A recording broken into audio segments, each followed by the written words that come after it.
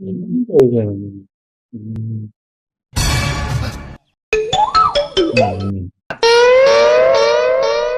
என்னப்பா ரசாங்க பாத்துக்கிட்டு இருக்க?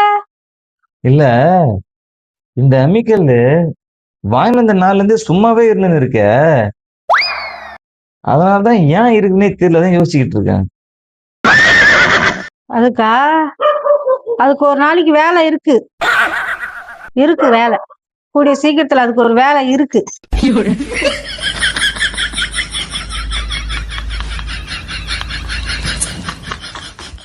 ம்.